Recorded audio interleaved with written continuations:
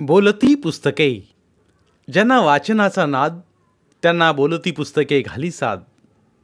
आमचं channel subscribe करा आणि सबस्क्राईब करायला इतरांनाही सांगा.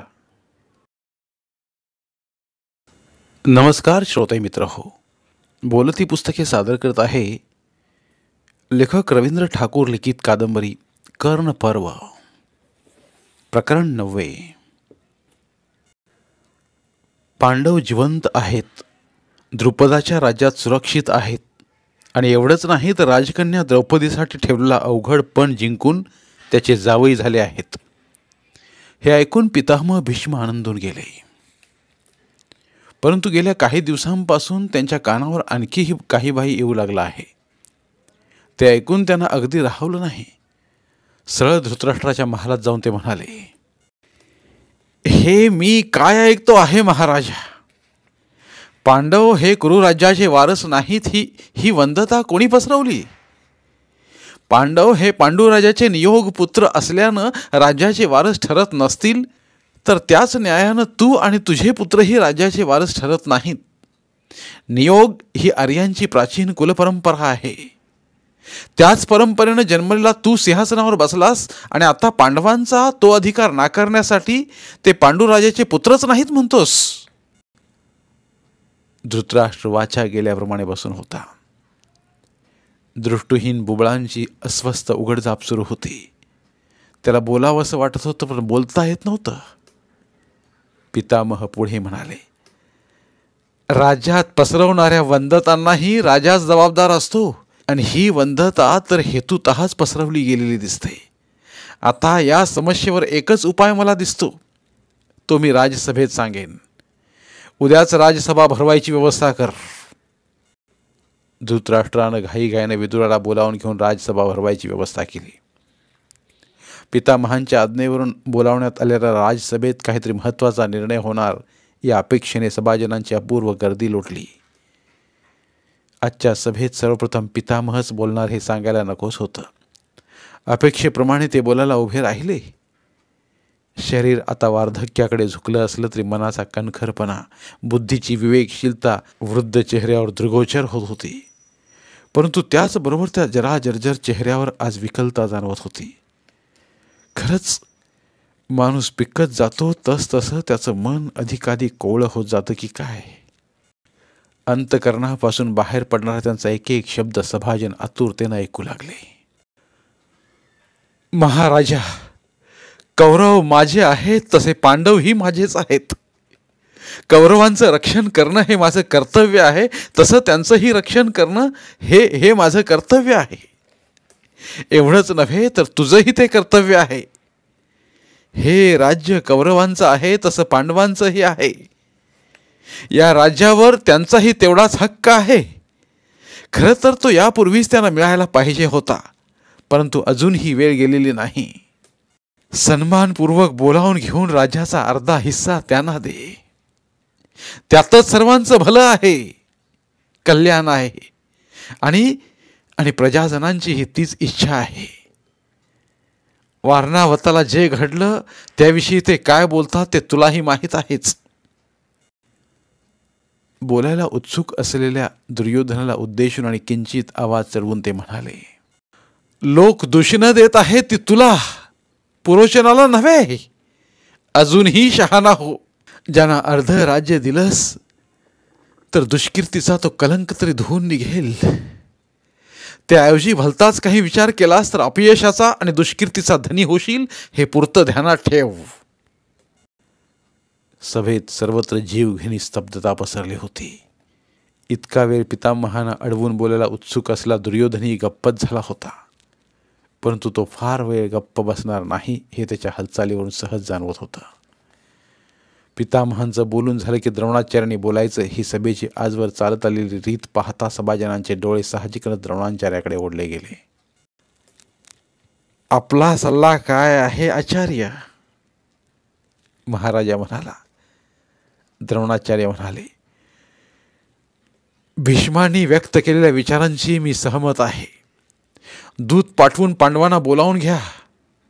राजकन्या द्रौपदीशी झालेल्या विवाहाबद्दल आनंद व्यक्त करणारा संदेश पाठवा राजा द्रुपदाचाही आहेर देऊन सन्मान करा आणि ते इथं आल्यावर कुठलाही भेदभाव न करता त्यांना सन्मानानं वागवा.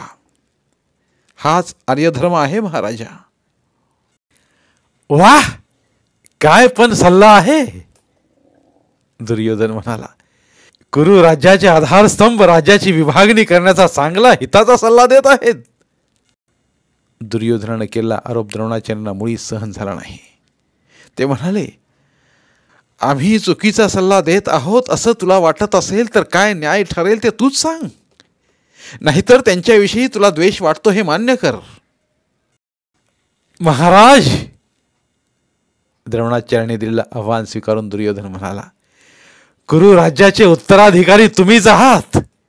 ते तुम्हालाच मिळालं पाहिजेत. ते शक्य नसेल तर तुमच्यानंतर ते तुमच्या वंशजांना मिळालं पाहिजेत. तेच न्याय ठरेल. मग काय व्हायचं असेल ते हो. आणि द्रोणाचार्यांकडे पूर्ण दुर्लक्ष करून कर्णाला उद्देशून तो म्हणाला, तुला काय वाटतं अंगराजा?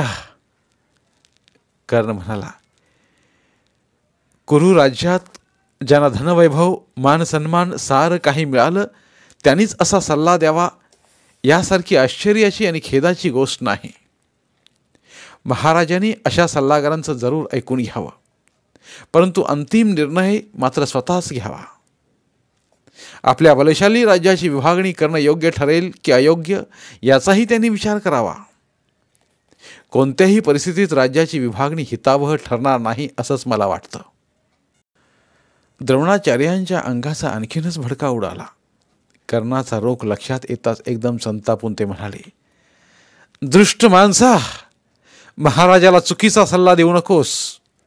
आम्ही कुरु राज्याचे हितचिंतकच आहोत. आमच्या सल्ल्याप्रमाणे घडलं नाही तर राज्याचा विनाश अटळ आहे हे निश्चित समज.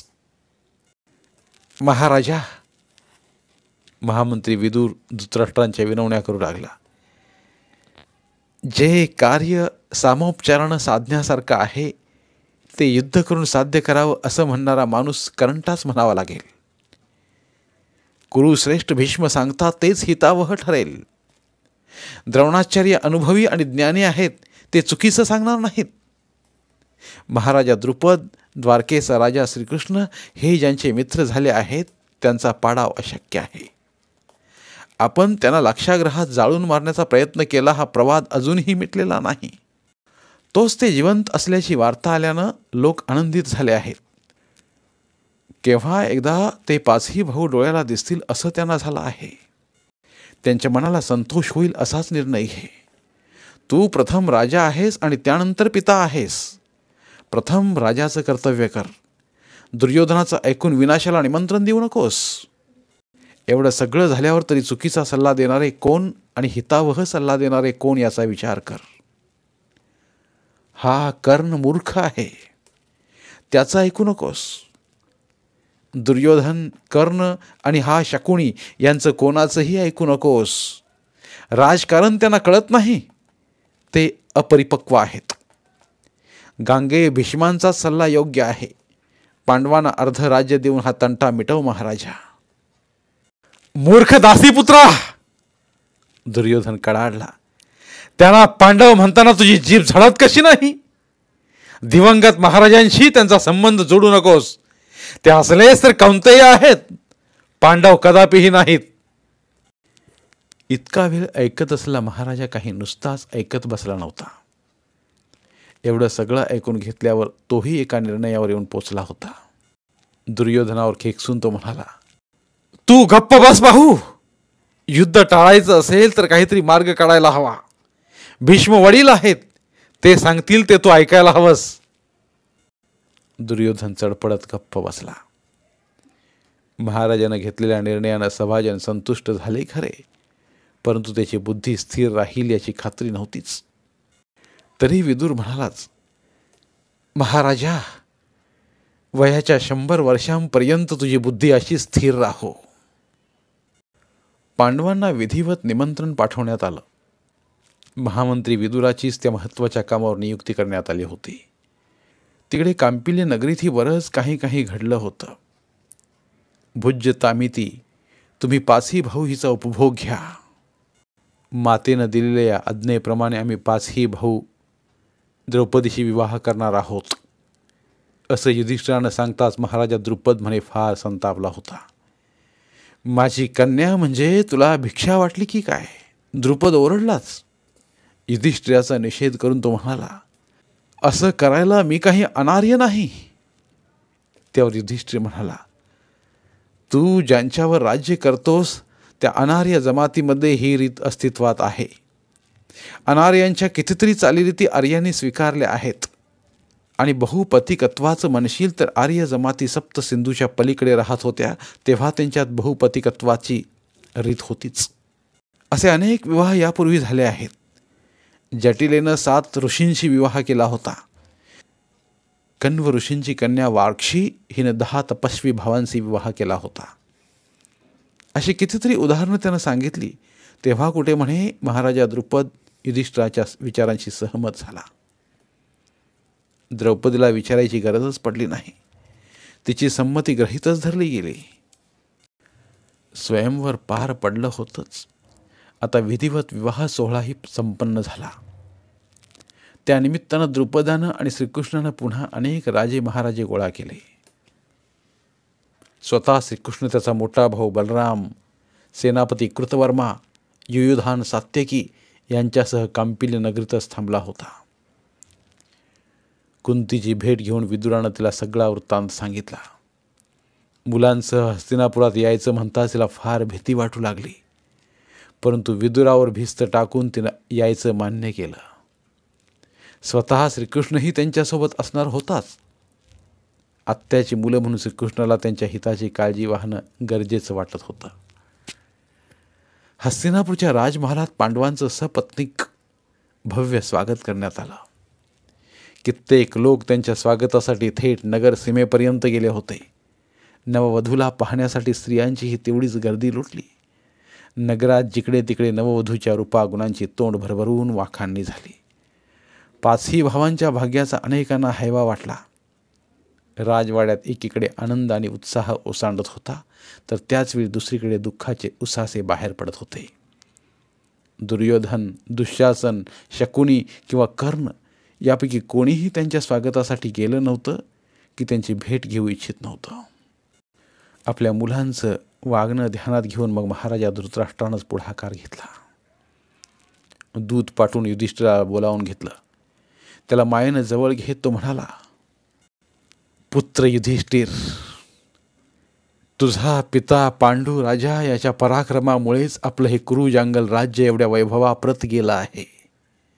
पण तुला एक सांगू, मोठा भाऊ म्हणून तो मला फार मान देत असे. अगदी माझ्या सल्ल्याशिवाय तो काहीही करत नसे. तू त्या पराक्रमी पित्याचा पुत्र आहेस. तूही तुझ्या या आंधळ्या काकाला तेच प्रेम दिलं पाहिजेस बरं. तुझे हे भाऊ किती हट्टी आहेत ते तुला माहीत आहेच. तेव्हा तुम्हा भावांभावात भांडणं नको म्हणून मी एक ठरवलंय. तुला मी खांडव प्रस्थाचे राज्य देतो. तुम्ही 5ही भाऊ तिथं राहून सुखात राज्य करा. तुला माहीत आहे का पुत्र युधिष्ठिर, महाराज पुरुरवा, महाराज नहुष, महाराज ययाती यांच्या काळात खांडवप्रस्थ हीच कुरुजांगलांची राजधानी होती. आपल्या त्या राजधानीला तुझ्यामुळे पुन्हा ते वैभवाचे दिवस दिसतील असं मला वाटू लागलं आहे. माझ्या या विचाराला तुझी संमती आहे ना पुत्र युधिष्ठिर? आणखी असं पहा, तुम्ही 5ही पराक्रमी भावंड तिथं असलात तर खांडव वनातल्या नाग लोकांनाही आपला वचक राहील आणि त्यांचा आपल्या कुरुराज्याला होणारा उपद्रवही थांबेल. तुम्ही तिथं असलात तर माझी ती काळजी कायमची दूर राहील. धृतराष्ट्राची साखर पेरणी तो करत असल्या गयावया हे सारं पाहता मन मिळावू स्वभावाच्या युधिष्ठिराला नाही म्हणणंच अशक्य झालं. त्याची मुकसंमती गृहीत धरून महाराजांनी युधिष्ठिर खांडवप्रस्थाचा राजा झाल्याची घोषणाही करून टाकली. एका दगडात 2 पक्षी मारायचा धृतराष्ट्राचा डाव कृष्णानं कधीच ओळखला होता. परंतु तरीही त्यानंच पांडवांची समजूत घातली. कौरव पांडवांमधील तंटा मिटायचा दुसरा मार्ग त्यालाही दिसत नव्हताच. स्वतःच पुढे होऊन तो आत्या कुंती आणि पांडवांसह खांडवप्रस्थाला निघून गेला. खांडवप्रस्थ म्हणजे काय साधी गोष्ट नव्हे.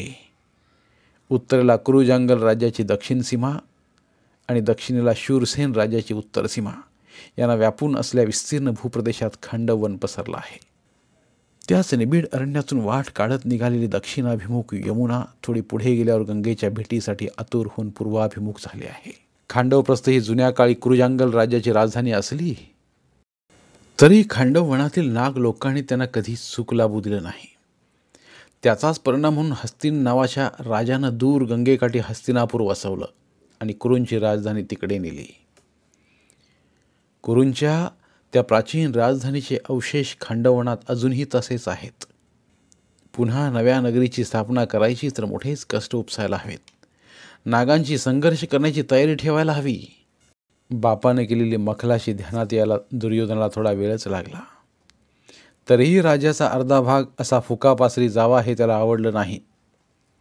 आपली व्यथा कर्णाजवळ बोलून दाखवताना तो म्हणाला, नाही अंगराजा, कुरूंच्या या राज्यावर त्या कुंतीच्या मुलांची सावली सुद्धा पडायला नको होती. पितामह आणि हा कपटी विदूर यांच्यामुळे महाराजांना अप्रिय निर्णय घ्यावा लागला आहे. थोडं थांबा म्हणावं. कुरु राज्याचा उद्याचा अधिपती मीच आहे. त्या दिवशी त्या युधिष्ठिराचं सिंहासन खाली खेचल्याशिवाय मी स्वस्थ बसणार नाही. त्यावेळी तुझी मदत मला मिळेल ना? कर्ण म्हणाला, तुझ्या मनात ही शंका आलीच कशी युवराज? मृत्यूच्या दारात सुद्धा कर्ण तुझ्यासोबत आहे हे निश्चित समज. धन्यवाद. उर्वरित कादंबरी पुढील भागात. मराठीतील प्रतिभावंत लेखकांचं साहित्य, कथा, कादंबऱ्या ऐकण्यासाठी आमचं बोलती पुस्तके हे चॅनल सबस्क्राईब करा आणि मराठी साहित्याचा प्रसार करण्यासाठी प्रत्येक मराठी माणसाला सबस्क्राईब करण्यासाठी आवाहन करा आणि बोलती पुस्तके या साहित्य चळवळीत सहभागी व्हा.